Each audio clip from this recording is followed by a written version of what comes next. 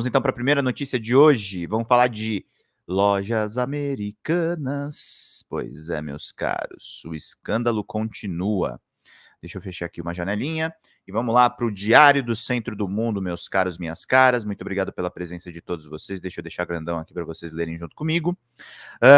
Americanas, a Polícia Federal diz que os funcionários de bancos foram cooptados nesse esquema de fraude. Vamos entender aqui direitinho.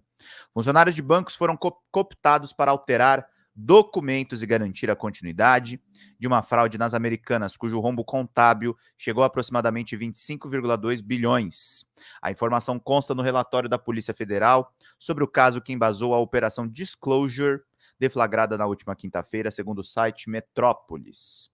Conforme a apuração da PF, a participação dos funcionários dos bancos nas fraudes ocorreu nas operações de risco sacado, práticas comuns no mercado onde um banco assume uma dívida de uma empresa, neste caso, a dívida das Americanas com os fornecedores. Essas operações, no entanto, devem ser informadas ao Banco Central, identificadas nas cartas de circularização usadas por empresas de auditoria externa. No caso das Americanas, as investigações indicam que esses dados não eram devidamente apresentados no balanço da companhia. Os ex-executivos da varejista teriam persuadido os funcionários dos bancos a omitir essas operações das cartas de circularização. Audácia. No relatório, a Polícia Federal classifica essa prática como evidência da ousadia dos responsáveis pelas fraudes. O texto da investigação declara: a audácia do grupo criminoso era tão grande que eles chegavam a cooptar os funcionários dos bancos para alterar as cartas de circularização, ocultando as operações de risco sacado e garantindo a continuidade das fraudes contábeis, evitando a sua identificação pelas auditorias. O documento da PF reproduz mensagens trocadas entre os ex-diretores da Americanas, onde discutiam a remoção de valores de risco sacado das cartas de circularização do Itaú e do Santander, enviadas para a auditoria em 2016. Como tais operações não constavam oficialmente nos balanços que eram fraudados com valores irreais, as cartas de circularização não podiam mencionar tais operações, sob a pena de serem identificadas pelas auditorias, afirma o documento. As mensagens revelam ainda que os ex-diretores discutiam esses assuntos em uma sala blindada dentro do Grupo Americanas, um local reservado para tratar de temas sensíveis e muitas vezes criminosos. Vale ressaltar também que boa parte das investigações da PF baseia-se em delações premiadas de dois ex-executivos da Americanas, o Marcelo Nunes, ex-diretor financeiro, e Flávia Mota, ex-superintendente da Controladoria. Segundo Nunes, as quantias ligadas aos riscos sacado foram subestimadas por anos e não registradas corretamente no balanço. Ele explica que a sugestão para a tomada de dívidas divulgadas corretamente no mercado era submetida ao comitê financeiro da companhia, que as aprovava ou não. O risco sacado nunca foi levado ao comitê financeiro, pois se fosse, não seria possível ocultá-lo no balanço. Nunes também observou, conforme relata o documento da PF, que não sabia por que os bancos aprovavam esses empréstimos de risco sacado em valores superiores ao limite definido pelo estatuto, sem aprovação do Conselho de Administração das Lojas Americanas.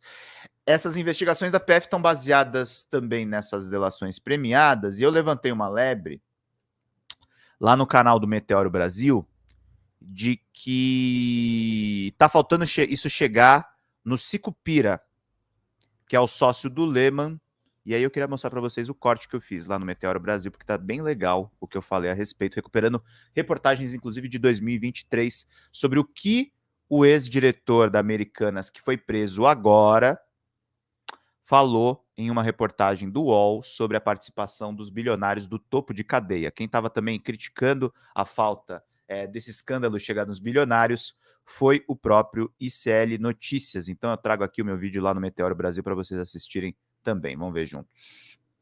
O CEO das Americanas vai de Americanas. O depoimento do ex-CEO das Americanas, Miguel Gutierrez, que hoje preso. O depoimento que ele deu à Comissão de Valores Mobiliários mostra a cultura corporativa de abuso contra fornecedores e obcecada por resultados e repartição de bônus a executivos da companhia. Nem sempre de forma transparente. Vamos entender esse enrosco de gente muito rica e muito presa com o nosso Pedro Zambarda.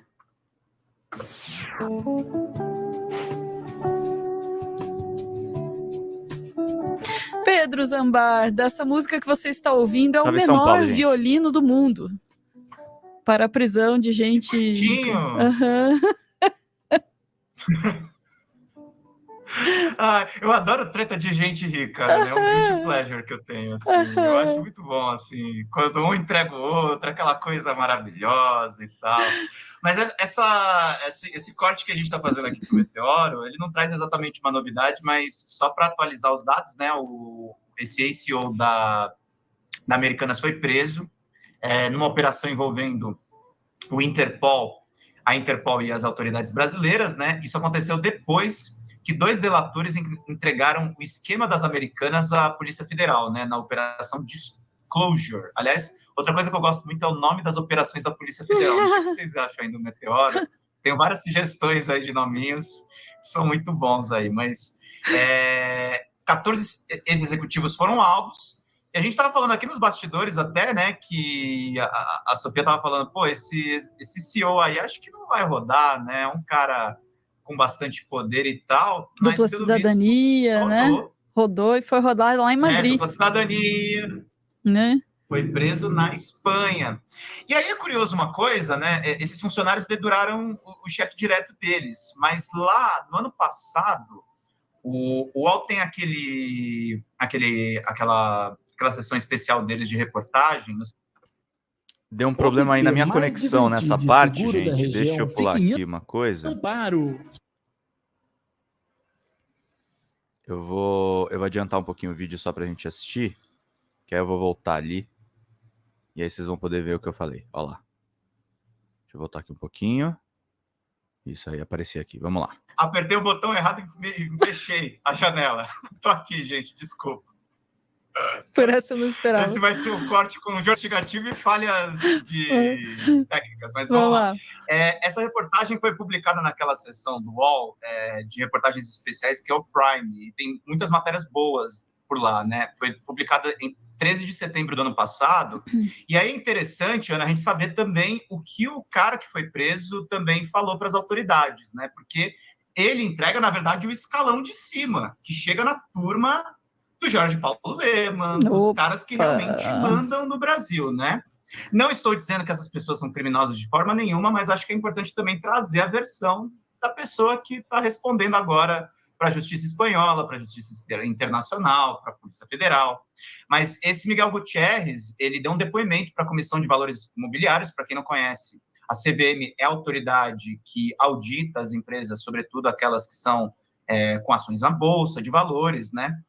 E ele falou, ele exibiu uma cultura corporativa que, basicamente, assim, a Americanas, ela ia de Americanas, inclusive, com os fornecedores, assim. Eles compravam as coisas, compravam os insumos, prometiam um preço competitivo e deixavam os prazos de pagamento, assim, ad eterno, no ponto de vista bem complicado.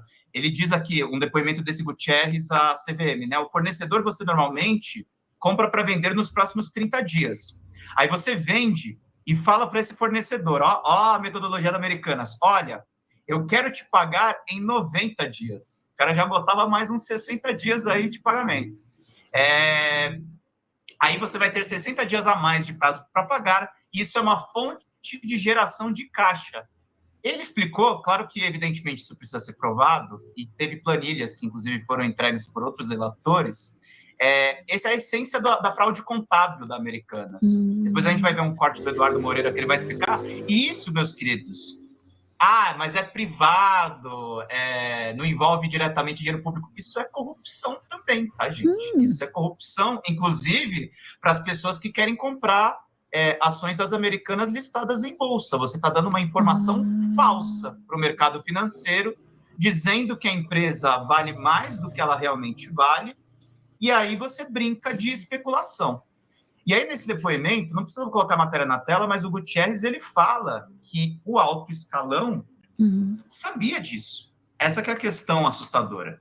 Aquele famoso, né? O pessoal fala, quando tem escândalo do governo federal, o Lula sabia? Então vamos saber se o Jorge Paulo Lemann sabia disso.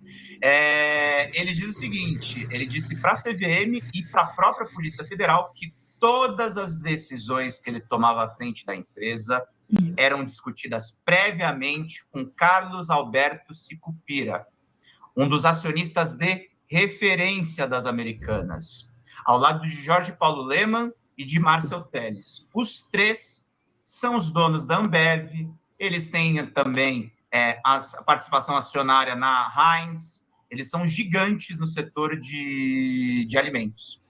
Na ocasião, as Americanas acusaram Gutierrez de mentir sobre receber ordens de qualquer acionista, com o objetivo de eximir a sua responsabilidade e a sua relação direta com a fraude de resultados identificadas. Lemann, Telles e Sicupira também negam ter conhecimento da fraude contábil previamente, disseram que confiam nas autoridades competentes na investigação e punição dos responsáveis pela fraude que atingiu as Americanas, seus acionistas, empregados e colaboradores. Por que eu estou trazendo essa informação, gente? Porque eu quero, com essa prisão aí que está rolando no Gutierrez, Gutierrez, fala então mais aí sobre se você realmente obedeceu ordens para fazer esse tipo de coisa. Porque a gente quer saber o que essa empresa fez nesses últimos anos com mais detalhes, assim, e se houve realmente uma pessoa ciente. Essa reportagem fala também que o Sicupira ele tinha uma participação bem mais incisiva e ele chega a narrar uma reunião de como funcionava a relação do Sicupira com demais conselheiros. Obrigado, Juliano! Os investigadores ter conhecimento ter conhecido o acionista quando foi nomeado para o Conselho das Americanas há muito tempo atrás, em 2001. Eu não tinha nem 3 anos de mandato. Nossa primeira conversa com o Beto, que é esse Beto Sicupira, foi muito engraçada. Nós fomos almoçar e ele fez uma avaliação e disse: eu quero te dizer uma coisa. Meta, para mim, é uma parcela discricionária. Você sabe o que é discricionária? Sei, claro, respondeu Gutierrez, conforme o próprio relato. Aí ele, o Sicupira: mas eu quero te dar um exemplo. Eu não gostei da tua camisa, eu vou tirar 50% do teu bônus, eu tiro. Tá bom, eu vou torcer para que você goste da minha camisa, respondeu Gutierrez. Ele tinha esse jeitão autoritário de julgar até a roupa das pessoas em reuniões. É isso que bilionário tem preocupação, Ana. Uhum.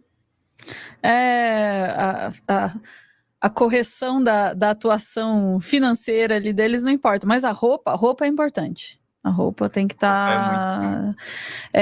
Agora, o pessoal pode estar mesmo, acho que é importante você ressaltar isso, né? Pode estar pensando, não, mas é uma empresa privada, faz o que quer, né? Paga quando quer e tal, mas isso é uma fraude, vamos reforçar isso, né? Porque aí você gera um caixa que a empresa não tem e com isso você faz parecer que a empresa tem mais dinheiro do que ela não tem, né? Diz aqui no chat o Carlos, depois é o mercado que tem que pautar o Brasil. Deixa que isso é a mão invisível do mercado, fraudando relatório. Não, e quando a gente fala de bolsas de valores e de mercado, quando a ação das Americanas, isso influi na economia do país, gente. Isso influi em carteiras de ações que as pessoas compram, decisões de investimento. É muito complicado quando a gente tem uma grande varejista em que o comportamento interno, a cultura interna dessa empresa não segue padrões de contabilidade, gente. Vamos sair do caso da camiseta do cara na reunião.